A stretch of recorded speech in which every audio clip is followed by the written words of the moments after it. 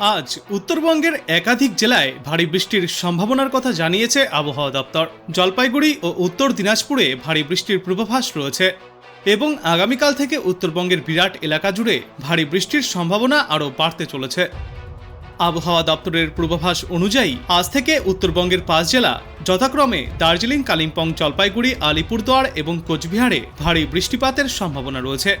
আর উত্তরবঙ্গের পাশাপাশি দক্ষিণবঙ্গের উপকূলবর্তী এলাকাগুলি অর্থাৎ মেদিনীপুর, কলকাতা এবং হাওড়াতেও ভারী বৃষ্টিপাত হতে পারে। তারপর আগামীকাল উত্তরবঙ্গের 5 জেলা ও কলকাতা, হাওড়া, হুগলি, পূর্ব মেদিনীপুরের কোস্টাল এরিয়ায় হালকা থেকে ভারী বৃষ্টিপাত হতে পারে। এর পাশাপাশি আগামী শনি, রবি এবং সোমবার রাজ্যের সব জেলাতেই বৃষ্টিপাতের সম্ভাবনা রয়েছে। আগামী পরশু থেকে বিক্ষিপ্তভাবে বৃষ্টির সম্ভাবনা কিছুটা বাড়বে দক্ষিণবঙ্গে। উপকূলের জেলা পূর্ব ও পশ্চিম মেদিনীপুর, উত্তর ও দক্ষিণ 24 পরগনা এবং কলকাতা ও সংলগ্ন জেলাগুলিতে বৃষ্টির পরিমাণ কিছুটা বেশি থাকবে। তবে ভারী বৃষ্টির আপাতত কোনো সম্ভাবনা নেই দক্ষিণবঙ্গের জেলাগুলিতে। রবিবার 21শে জুলাই কলকাতা সহ দক্ষিণবঙ্গে ওয়াইড স্প্রেড রেনের সম্ভাবনা। উড়িষ্যা ও অন্ধ্র উপকূলে নিম্নচাপ তৈরি হওয়ার সম্ভাবনা রয়েছে। তার প্রভাবেই উইকেন্ডে বৃষ্টি বাড়বে কলকাতা সহ দক্ষিণবঙ্গের উপকূলবর্তী জেলাগুলিতে। অন্যদিকে আজ বাংলাদেশ আবহাওয়া অধিদপ্তর জানিয়েছে, মৌসুমী বায়ুর অক্ষ পাঞ্জাব, হরিয়ানা, উত্তরপ্রদেশ, বিহার, পশ্চিমবঙ্গ ও বাংলাদেশের উত্তরা অঞ্চল হয়ে আসাম পর্যন্ত বিস্তৃত রয়েছে। এরই একটি বর্ধিতাংশ উত্তর বঙ্গোপসাগর পর্যন্ত বিস্তৃত। মৌসুমী বায়ু বাংলাদেশের ওপর মোটামুটি সক্রিয় এবং উত্তর বঙ্গোপসাগরে মাঝারি অবস্থায় রয়েছে। আজ রংপুর, ময়মনসিংহ ও সিলেট বিভাগের কিছু কিছু জায়গায় এবং রাজশাহী, ঢাকা, খুলনা, বরিশাল ও চট্টগ্রাম বিভাগের 2-1 জায়গায় অস্থায়ীভাবে দমকা হাওয়া সহ হালকা থেকে মাঝারি ধরনের বৃষ্টি অথবা বজ্রবৃষ্টিপাত হতে পারে। সেই সাথে রংপুর, ময়মনসিংহ ও সিলেট বিভাগের কোথাও কোথাও মাঝারি ধরনের ভারী থেকে অতি ভারী বর্ষণ হতে পারে। সারা দেশে দিনের তাপমাত্রা সামান্য বৃদ্ধি পাবে এবং রাতের তাপমাত্রা অপরিবর্তিতই থাকবে। এরপর আগামীকাল রংপুর, ময়মনসিংহ ও সিলেট বিভাগের কিছু কিছু জায়গায় এবং রাজশাহী, ঢাকা, খুলনা, বরিশাল ও চট্টগ্রাম বিভাগের 2-1 জায়গায় অস্থায়ীভাবে দমকা হাওয়া সহ হালকা থেকে মাঝারি ধরনের বৃষ্টিপাত জারি থাকবে। সেই সাথে রংপুর, ময়মনসিংহ ও সিলেট বিভাগের কোথাও কোথাও মাঝারি ধরনের ভারী থেকে অতি ভারী বর্ষণ চলতে পারে।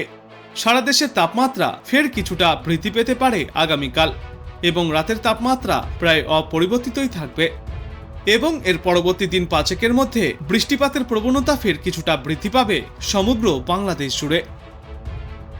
এবার চলুন আমরা দেখে নেই আজ আবহাওয়া দপ্তর থেকে কি কি সতর্কতা জারি করা হয়েছে।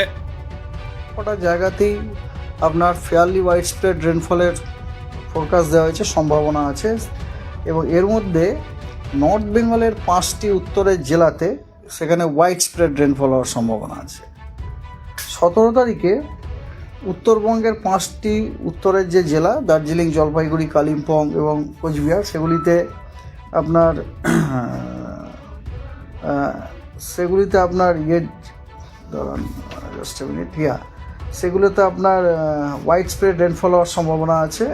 ফেয়ারলি ওয়াইড স্প্রেড রেনফল হওয়ার সম্ভাবনা আছে এবং তার সাথে সাথে কোস্টাল ডিস্ট্রিক্ট আমাদের এবং ওয়েস্ট মেদিনীপুর, হাওড়া এবং কলকাতাতেও ফেয়ারলি ওয়াইড স্প্রেড রেনফল হওয়ার সম্ভাবনা আছে।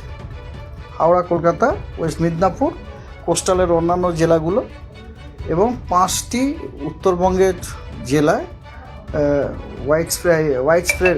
ফেয়ারলি ওয়াইড স্প্রেড রেনফল হওয়ার সম্ভাবনা আছে আর বাকিগুলিতে আপনার স্ক্যাটার্ড রেনফল হওয়ার সম্ভাবনা আছে। 18 তারিখে উত্তরবঙ্গের সব জেলাতে ফেয়ারলি ওয়াইড স্প্রেড রেনফল হওয়ার সম্ভাবনা আছে এবং সাউথ বেঙ্গলের কোস্টাল ডিস্ট্রিক্টস হাওড়া, হুগলি, কলকাতা, নদিয়া এবং পশ্চিম মেদিনীপুর সেখানেও আপনার ফেয়ারলি ওয়াইড স্প্রেড রেনফল হওয়ার সম্ভাবনা আছে, অন্যগুলিতে স্ক্যাটার।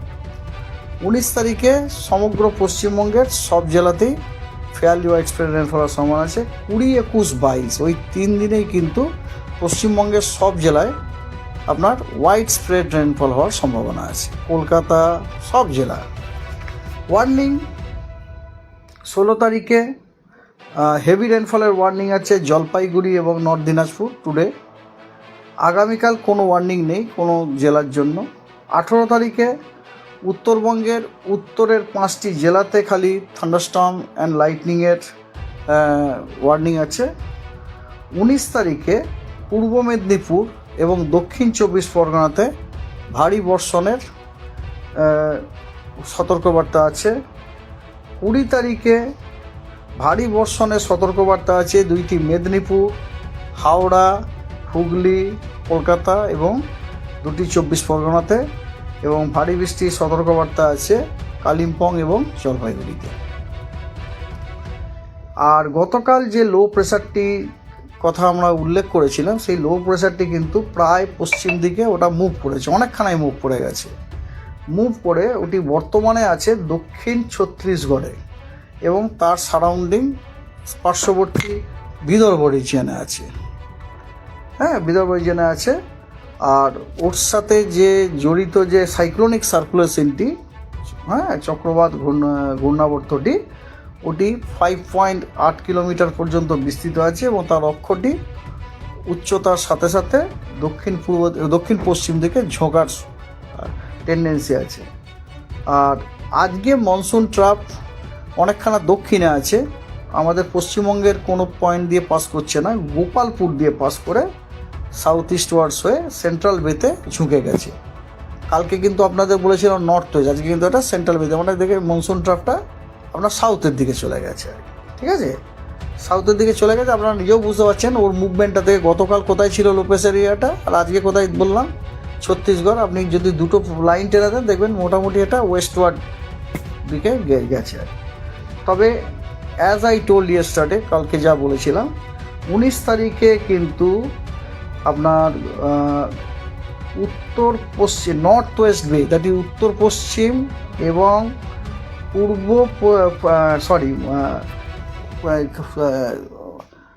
পশ্চিম মধ্য বঙ্গোপসাগরে একটি নিম্নচাপ ফর্ম হওয়ার সম্ভাবনা আছে 19 তারিখে।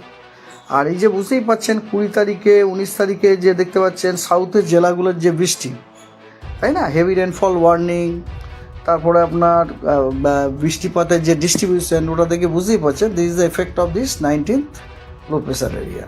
ঠিক আছে, দ্যাটস অল। তো আপনি কোথা থেকে দেখছেন এই আবহাওয়ার পূর্বাভাস এবং সেখানে কেমন রয়েছে আবহাওয়া, অবশ্যই কমেন্ট করে জানাবেন। ভিডিওটায় একটি লাইক করবেন আর পরবর্তীতে এমনই গুরুত্বপূর্ণ খবরগুলিকে সবার আগে দেখতে এই চ্যানেলটাকে সাবস্ক্রাইব করবেন। ধন্যবাদ।